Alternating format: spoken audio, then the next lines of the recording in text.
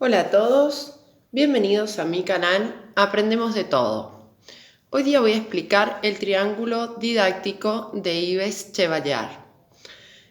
Si les sirve el video, por favor suscríbanse y regálenme un me gusta. Recuerden que la teoría completa está en el video anterior, ¿sí?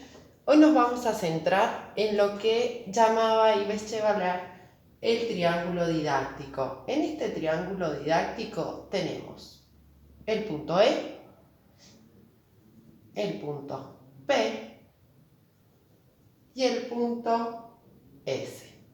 ¿A qué se refería él con estas iniciales? Bien, con estas iniciales él se refiere a lo siguiente. E, estudiante, o sea, alumno. P de profesor, o sea, docente. Y S es de saber, o sea, para nosotros el contenido. Bien, perfecto. Él le llamaba triángulo didáctico porque hay 3 vértices, ¿verdad? Dice que es una relación recíproca hacia todos los elementos de este triángulo. ¿Qué significa esto? Significa que cada uno de estos elementos tiene como una función en este proceso de aprendizaje, ¿sí? Entonces, lo que quiero evaluar ahora es cómo aprende el alumno según Yves Chevalier. Entonces, primero vamos a ir a la función del docente. El docente con el contenido. Recuerden que esta relación es lo que él llama transposición didáctica, ¿sí? Del saber sabio al saber enseñar. Sin embargo, antes de que se produzca esta transposición didáctica, el docente tiene que tener varios objetivos antes de transmitir el conocimiento, ¿sí? Por ejemplo, ¿qué voy a enseñar?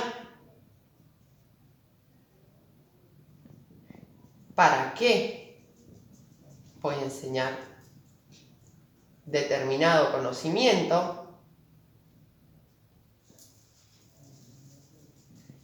Y por último, ¿cómo lo voy a enseñar? ¿Sí? ¿Cómo voy a enseñar ese conocimiento?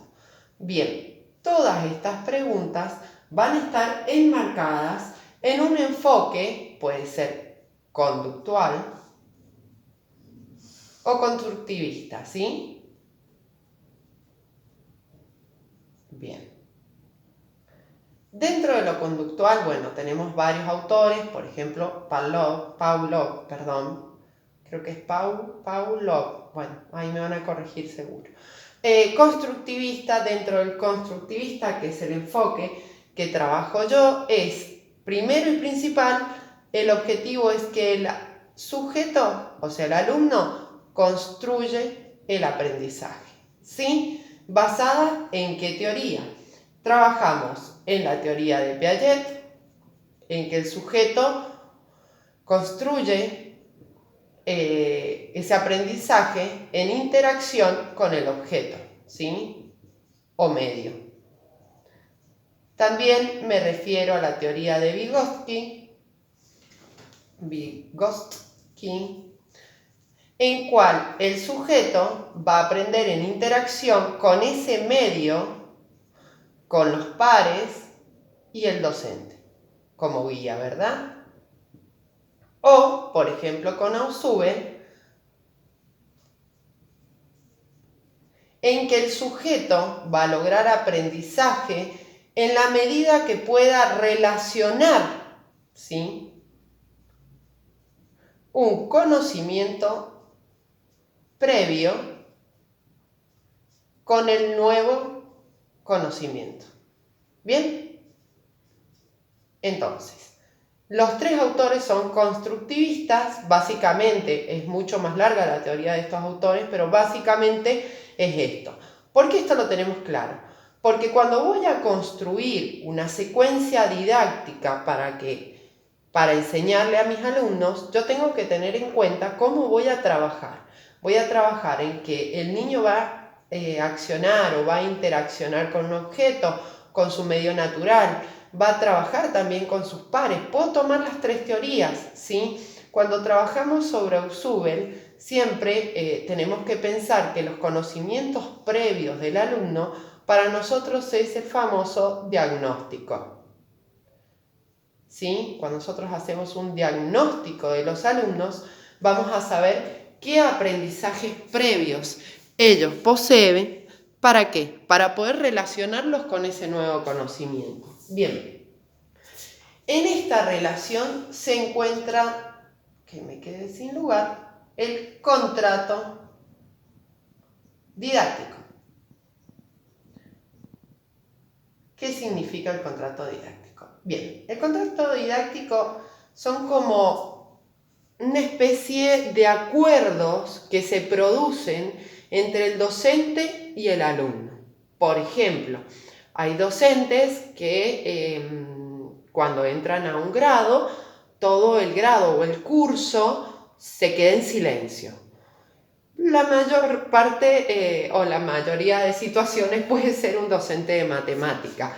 No significa que le tengamos como miedo al docente, sino que por ahí se le tiene más respeto a las matemáticas, como que son más difíciles, ¿sí? Esa relación o ese acuerdo tiene una parte explícita y una parte implícita, ¿sí? Y dentro de ese contrato entra lo pedagógico, no solo del docente, sino también de los alumnos, ¿sí?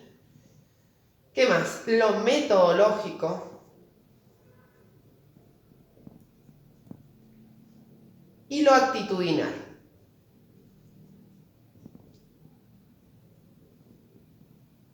O sea, la pedagogía, bueno, por ejemplo, yo tengo un enfoque constructivista, trabajo bajo estos conceptos, ¿sí? La metodología, por ejemplo, en mi caso sería trabajar en base a en situaciones didácticas de acción, por ejemplo, de Brousseau.